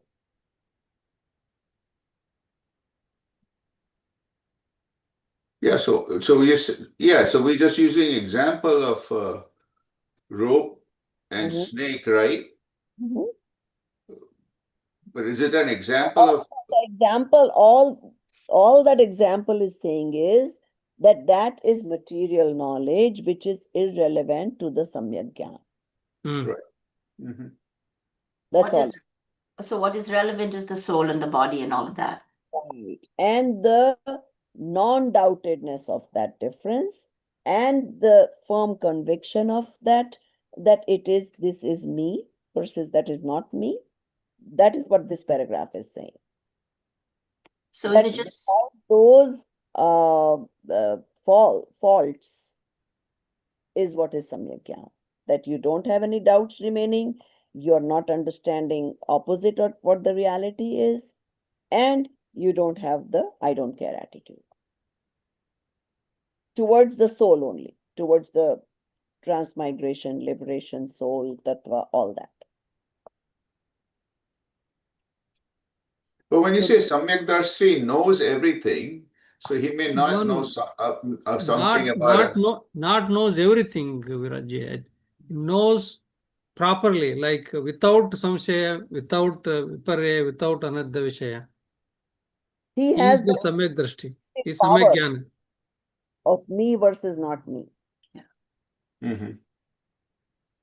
But he doesn't have knowledge of all the other not have to be. the material things. All of that. Don't they say he knows everything past, present, future? That is when you become. That's Kevali. Samyak Drishti is not yet Kevali, remember? Only in the fourth and the fifth, or the fourth, fifth. Sayopsham Gyan hota hai usko. And that Sayopsham knowledge of a topic can be less than another mundane soul. And that's okay.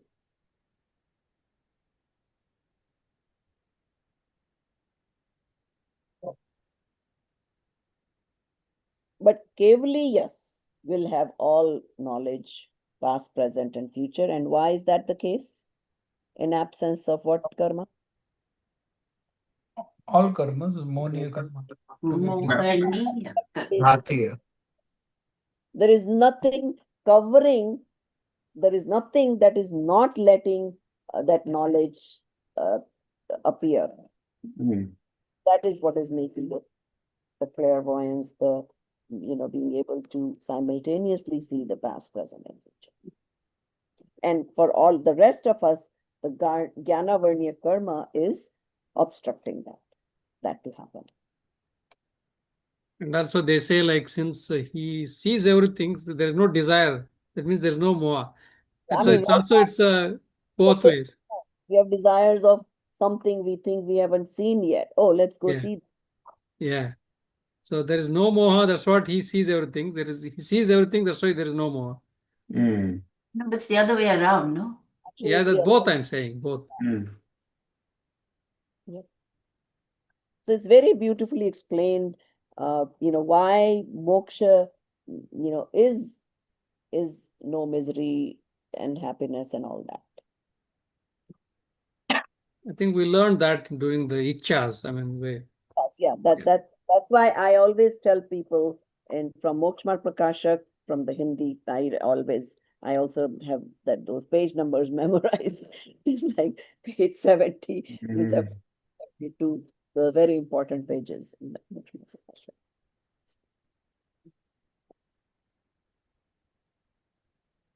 Go ahead. Just as an insane Just person. as an insane person understands mother as wife and wife as mother, in the same way, the misbeliever knows the tattvas contrarily. And just as that insane person also in some particular moment knows mother as mother and wife as wife, even then, his knowledge is not backed by definite or assertive belief. Therefore, his knowledge is not said to be right knowledge. Hindus Sim- also say Atma Marta nahi.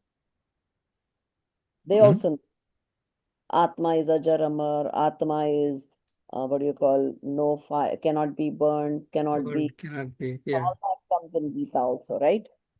But do they have this much logical explanation there?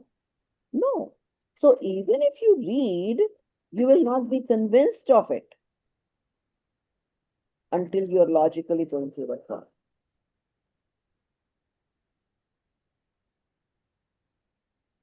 And that is what they say is when they're talking about that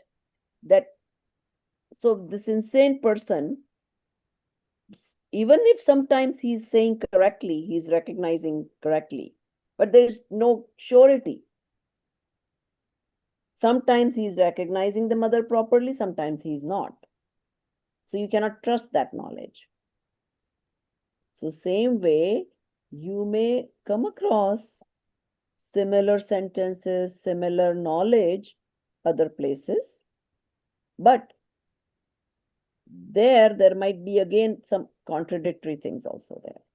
So, for example, a lot of the things match in Hinduism, right? Just like that Dinesh Parekh used to always bring up because he had a lot of knowledge about those things. But yet, all that is okay. But then they come around and say, there's this one God sitting up there controlling it. The doership. Yeah. So there, it messes up everything.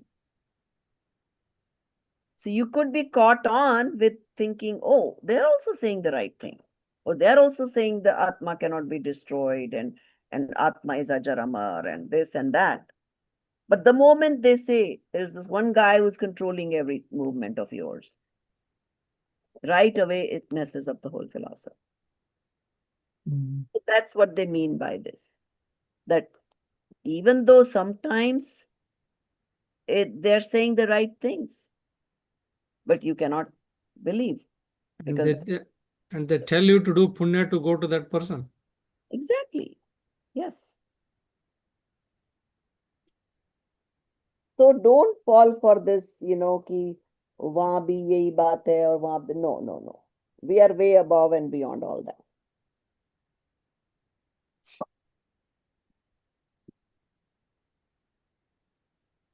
Therefore, his knowledge is not said to be right knowledge. Similarly, a misbeliever, if in some particular moment knows something correctly, also, even then his knowledge is not backed by definite and assertive belief, or if he knows correctly, also from it he fulfills his purpose contrarily only. Therefore, his knowledge is not termed the right knowledge. Thus, misbelief knowledge is called wrong knowledge. Hmm. So, whoever is not understanding the soul correctly and thinks that his soul is governed by somebody else, he's going to die and based on his punya and pap go merge into that one big soul or come out of that one big soul. Right away, all the other knowledge he had becomes also wrong. He may have partial correct knowledge of the soul. Still, all of it has to be correct and conviction proper.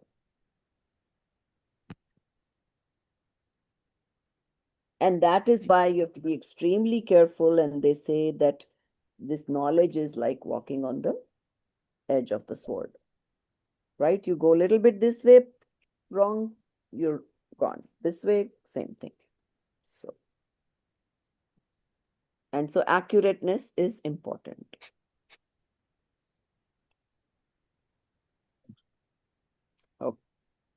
Okay. So wait, let's give Amitji also a chance to read a little bit. Read a little bit for 4 or 5 minutes, Amitji. Yeah. Keep ahead. Yeah. What's the cause of this wrong knowledge? Answer: due to rise of more faith deluding karma, the wrong belief is caused and the right belief is not evolved. This is the cause of this wrong knowledge. Example: as due to mixing of poison, the food also is termed as poison. Similarly, due to relation with wrong belief, the knowledge is also termed as wrong knowledge. Why don't you call Gyan Varna Karma as to be the instrumental cause? Due to rise of Gyan Karma, ignorance in the form of absence of knowledge is caused, and on account of its Shayopsham, somewhat manifestation of knowledge in the form of Mati Gyan, sensory knowledge, etc. takes place. If out of these we regard some aspect as wrong knowledge and some aspect as right knowledge, then both of these aspects are found in the misbeliever as well as in the true believer. Hence, both of them will be found possessing wrong knowledge and right knowledge. And this is against the fundamental principle. Therefore, Gyan Varnya Karma is not established as to be the instrumental cause of wrong or right knowledge. So you understand? So even of the scriptures knowledge, right? That's why they say somebody could know all the Gyara Ang and Bara Upang and all those things, which means they have the right knowledge. People are intelligent enough that their Gyanavarniya karma is less into fruition, so they are able to understand, memorize, all kinds of stuff, or even become pandit and teach and lecture. That is all Gyan Kakshopsham. That doesn't necessarily tell you that they're also the firm believer of what they're talking about. So how would you distinguish? A person could talk all good, teach, preach, analyze, do everything, but that doesn't prove much when it comes to believing. Yet believe that, and you will see actually there's a lot of discussion sometimes amongst pundits also that they know they can have a debate over different shastras, what is written in this and what is written in that. Yet they'll come around and doubt, why don't I have Samyak Darshan yet? Well, if you really imbibe the knowledge and get convinced, you would know why you don't have Samyak Darshan yet. There won't be a question. So, and that has to do with the imbibing of the knowledge. Just the Jnana Varniya ka good Kshayopsham does not guarantee Samyak Darshan.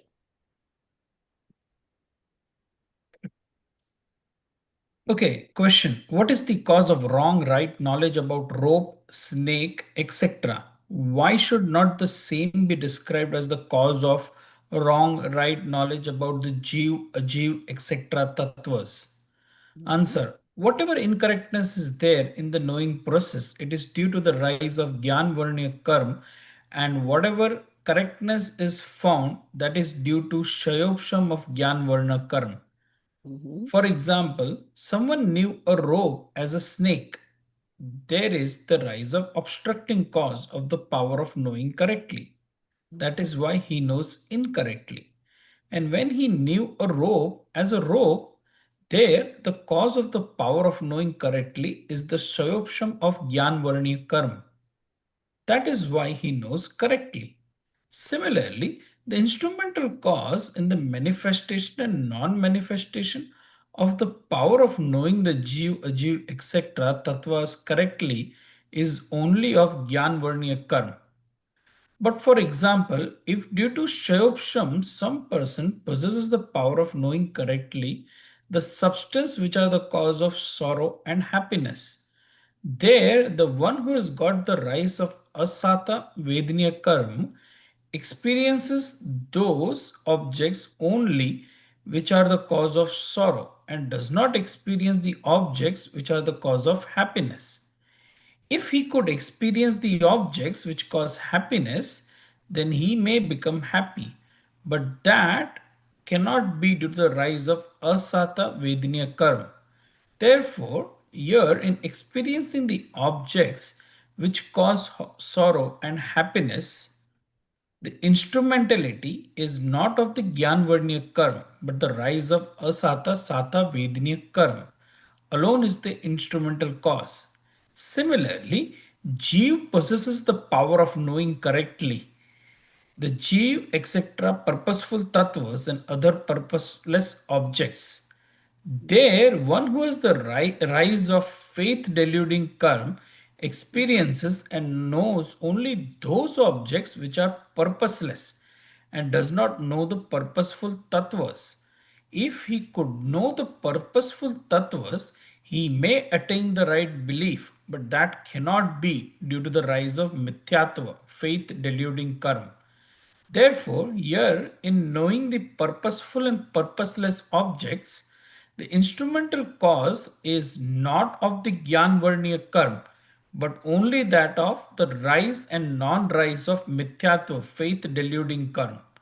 Here, one should know that in one sense, etc., irrational beings, where the power of knowing Jeev, etc., tattvas correctly is not found.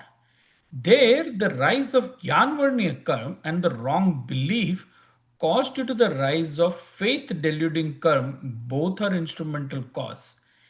And in the rational human beings, when the power of knowing exists due to attainment of Shayopsham, etc., and even then, if one does not know the purposeful tattvas, there lies the instrumentality of faith deluding karma only. Therefore, Gyanvarniya karma is not stated to be the main cause of wrong knowledge, but the disposition caused due to rise of Mithyatva only is stated to be the cause of wrong knowledge. Wonderful explanation. So you see, very important point here. So what they're saying is that Ekendriya, those who don't have man, they don't even have a chance of getting the right faith. वहां तो knowledge ही इतना limited है, right? Only with one sense. As you evolve and you're five indriya, and then you have to be sangni, right? You have to have the mind in order to have this discriminative power of right with the soul's perspective and wrong. So how lucky we are to be able to make it to that state, to be able to have that opportunity to learn. and be able to imbibe this for ourselves. And then hopefully we progress on that. So we'll keep it up to here and somebody can make a note. We'll start with the question. What is the book page number? 121 and last but one paragraph. We'll start with the question. So, Prabhaji, Gnanavaran karma is not the sole cause of mithyatva, Absolutely not. No. No. right? Yes. So Jnanavarnya karma,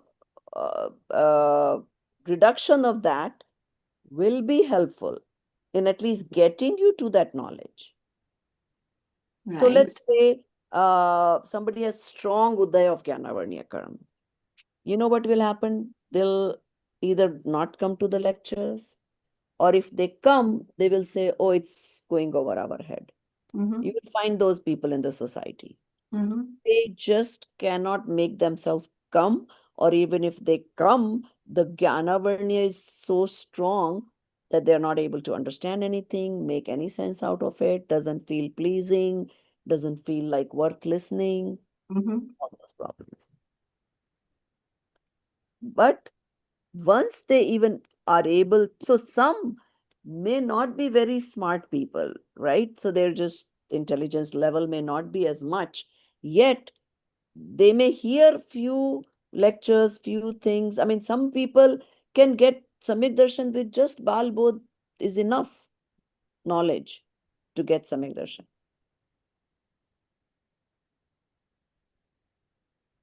And some will have knowledge of all the Shastras, everything. Not that it doesn't help to have more knowledge and have more repetitive knowledge. Yes, it all helps. Right.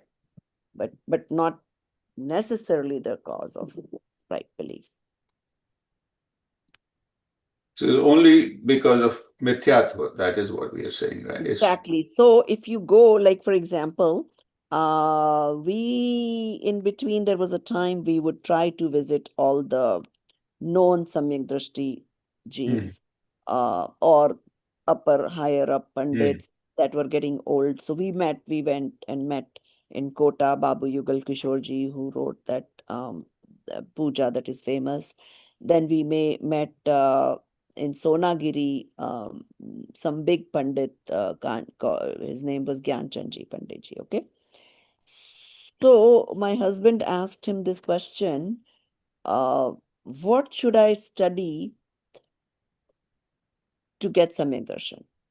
Like, I mean, we were discussing, he probably told him what all we have studied, what kind of swadhyay we do, whatever. You know what his answer was? You already have enough knowledge that you will ever need to get Samyak Darshan. So don't worry about getting more knowledge. Right. So, Right. so The one fundamental principle. yeah. So it's, yes, you have to keep learning and keep listening and keep everything till you get Samyak Darshan. But imbibing is what is going to get to Samyak Darshan, not just knowing. So, okay. Sahajanandi Shuddha Swarupi Avinashi Hu Atma Swarup. Sahajanandi Shuddha Swarupi Avinashi Hu Atma Swarup. Sahajanandi Shuddha Swarupi Avinashi Hu Atma Swarup.